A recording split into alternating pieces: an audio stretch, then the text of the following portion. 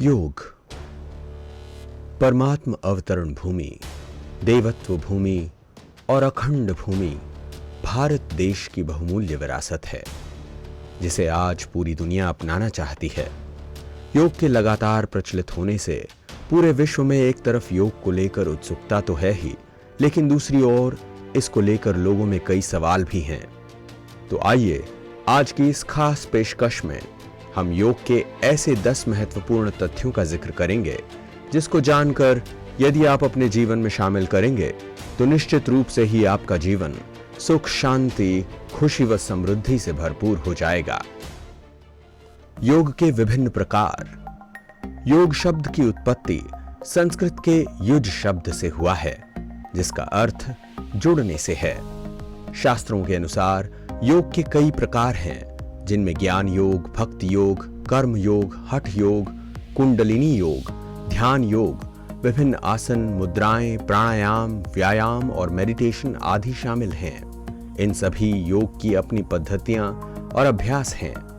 इनमें से अधिकांश योग शरीर और मन के बीच सामंजस्य स्थापित करते हैं, लेकिन एक योग ऐसा भी है जो शरीर और मन के साथ साथ सर्वोच्च सत्ता यानी परमात्मा, जिसे लोग ब्रह्मांड की शक्ति और विश्व शक्ति के नाम से भी जानते हैं, उसके साथ भी संबंध स्थापित करके आपको संपूर्ण सुखों की प्राप्ति कराता है। दूसरा, प्राचीन और सर्वश्रेष्ठ योग, राजयोग। योग की विभिन्नताओं को लेकर लोगों में कई भ्रम पैदा हो गए हैं कि आखिर इन सभी में वो योग कौन सा है जो सहज भी हो और सर्वश्रेष्ठ भी, क्योंकि भाग दौड़ और व्यस्ततम जिंदगी में योग की हर क्रियाओं को एक साथ कर पाना असंभव है। इसलिए हर कोई शॉर्टकट अपनाना चाहता है ताकि एक ही योग से उसे सर्व प्रकार के लाभ मिल सकें, और वो है राजयोग।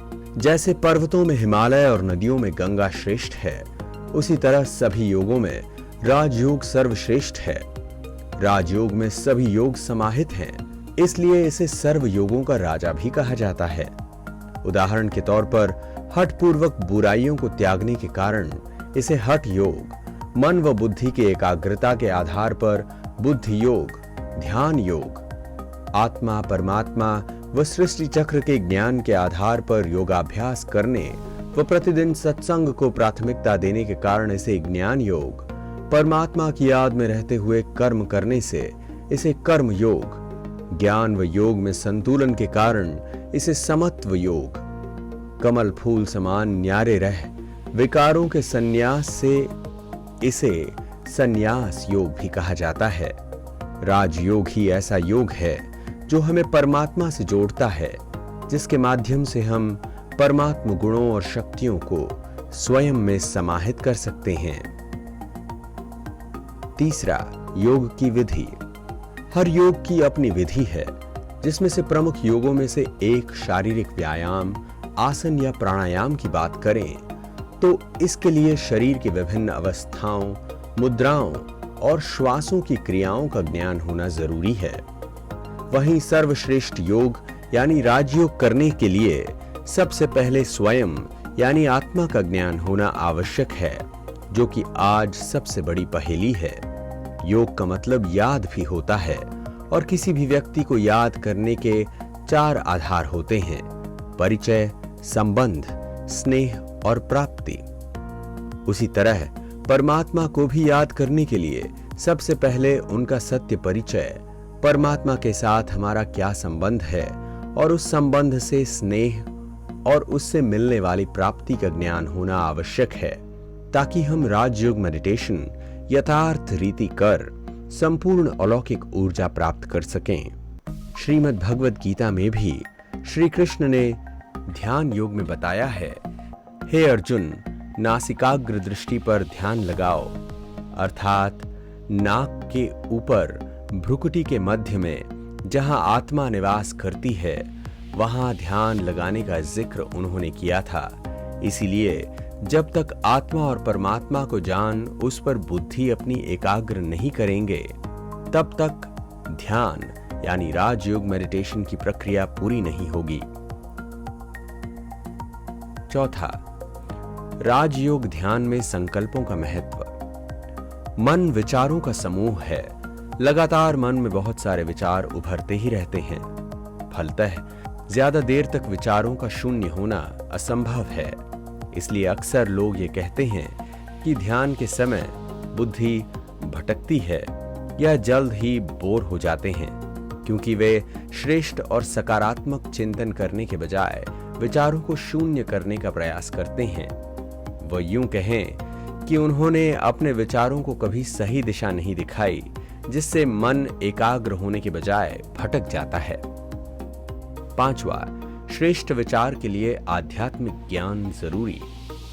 हमने जाना कि राजयोग ध्यान में श्रेष्ठ विचारों का सबसे मुख्य योगदान होता है, लेकिन सवाल यह है कि ये श्रेष्ठ विचार आएंगे कहां से?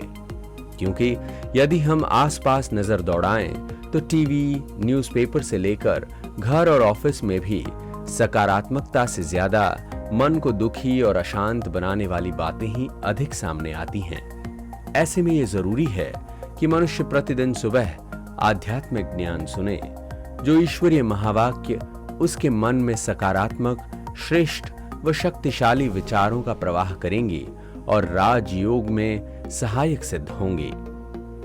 6, योग और राजयोग के लाभ। हम सभी अनंत शक्ति लेकर पैदा हुए हैं। दुनिया में कुछ भी कर सकते हैं, बस हमें स्वयं और परमात्मा के रहस्यों को जानकर राजयोग को दिनचर्या में शामिल करना होगा। एक तरफ शारीरिक आसन, व्यायाम और प्राणायाम मनुष्य के शारीरिक बीमारियों को दूर कर उसे शारीरिक स्वास्थ्य प्रदान करते हैं, वहीं राजयोग विचारों से जुड़ा होने के नाते शरीर के साथ साथ मन की भी बीमारियों को दूर कर उसे तनाव मुक्त बनाता है, क्योंकि 90% बीमारियों का मूल कारण मनुष्य के नकारात्मक और अशुद्ध विचार ही होते हैं। इसलिए जब हम राजयोग द्वारा विचारों को शुद्ध सकारात्मक बनाते हैं तो उसका असर मन और शरीर दोनों पर पड़ता है। राजयोग मनुष्य को शारीरिक, मानसिक, बौद्धिक, सामाजिक और आध्यात्मिक स्वास्थ्य प्रदान करता है, जिससे मनुष्य का सर्वांगीण विकास होता है। राजयोग मनुष्य में छिपी अनंत शक्तियों और गुणों को जागृत करता है। इसके अलावा सभी धर्म, जाति, समुदाय के लोगों को जोड़ने का प्रयास भी करता है, जिससे विश्व बंधुत्व की भावना जागृत होती है। यही एकमात्र ऐसा योग है जो विश्व को एक सूत्र में पिरोने का काम करता है। 7वां, योग का प्रकृति और वातावरण पर प्रभाव। कहते हैं कि हमारे विचार ही हमारे आसपास के आभामंडल का निर्माण करते हैं। इसलिए अच्छे व श्रेष्ठ विचार अथवा परमात्मा से राजयोग द्वारा ऊर्जा लेकर प्रकृति तथा वातावरण को शुद्ध, शांत और शीतल बनाया जा सकता है। वर्तमान समय राजयोग के माध्यम से की जा रही शाश्वत योगिक खेती इसका प्रत्यक्ष प्रमाण है। 8वां, राजयोग से वर्तमान और पूर्व जन्म के विकर्मों का नाश। जिस तरह सूरज की किरणों को लेंस में एकाग्र करने पर उसके नीचे रखी वस्तुओं को भस्म किया जा सकता है, उसी तरह परमात्मा के लिए कहा जाता है कि वो हजारों सूर्यों से भी तेजोमय है। राजयोग के माध्यम से जब उनकी अनंत किरणों को संकल्पों द्वारा आत्मा में एकाग्र करते हैं तो मनुष्य के सभी विकर्म दग्ध होने लगते हैं। इसलिए राजयोग को योग अग्नि भी कहा गया है, जिसकी अग्नि में मनुष्य के सारे पाप जलकर भस्म हो जाते हैं। और देखा जाए तो आज हर इंसान यही चाहता है कि पूर्व जन्म में उसने जाने अनजाने जो भी पाप कर्म किए हैं उसकी सजा उसे कभी न मिले। वे भगवान से प्रार्थना करते हैं और राजयोग इस प्रार्थना का ही फल है, जो स्वयं भगवान ने हमें इन सजाओं से बचने के लिए यह सहज मार्ग बताया है कि बच्चे, राजयोग तुम्हारे सभी पापों का नाश कर तुम्हारे अंदर देवत्व को जागृत करेगा। पहाड़ जैसे आने वाली परिस्थिति भी राई के समान छोटी बन जाएगी। 9वां, राजयोग वर्तमान समय की सबसे बड़ी जरूरत। आज भारत ही नहीं बल्कि पूरा विश्व आंतरिक तौर पर बदलाव के लिए उत्सुक है। शारीरिक योग से बाहरी बदलाव तो लाया जा सकता है, लेकिन आंतरिक परिवर्तन के लिए राजयोग ही सर्वश्रेष्ठ मार्ग है। यह मनुष्य को जीवन जीने की कला सिखाता है। श्रीमद् भगवद गीता में भी लिखा है, योगः कर्मसु कौशलम, अर्थात योग से हर कार्य कुशलता पूर्वक होते हैं, जिसका अर्थ है कि योग से मनुष्य के कर्मों में कुशलता आती है, जिससे उसे हर क्षेत्र में सफलता मिलती है। राजयोग द्वारा नैतिक मूल्य जागृत होने से रिश्तों में मिठास आता है, पारिवारिक शांति मिलती है। राजयोग हमें योग्य बनाता है, कर्मेंद्रिय जीत बनाता है, मनुष्य को अतीन्द्रिय सुख की अनुभूति कराता है। इतना ही नहीं, हर परिस्थिति और समस्याओं का सामना करने की शक्ति देता है। इसलिए इस कलयुगी दुनिया में यदि सुख, शांति और खुशियों से स्वयं को भरपूर करना है तो राजयोग को जीवन में शामिल करना होगा। 10वां, दुनिया की सबसे बड़ी शक्ति है राजयोग।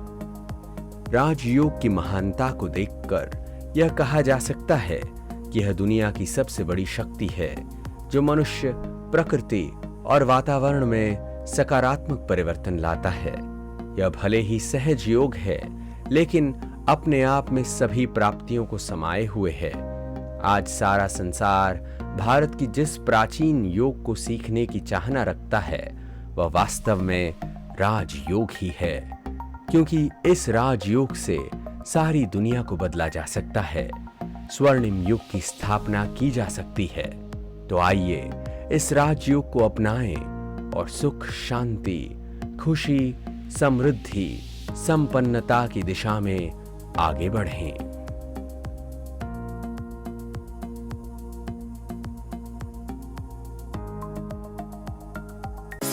Click here to like, subscribe, and press the bell icon to stay updated with our latest videos.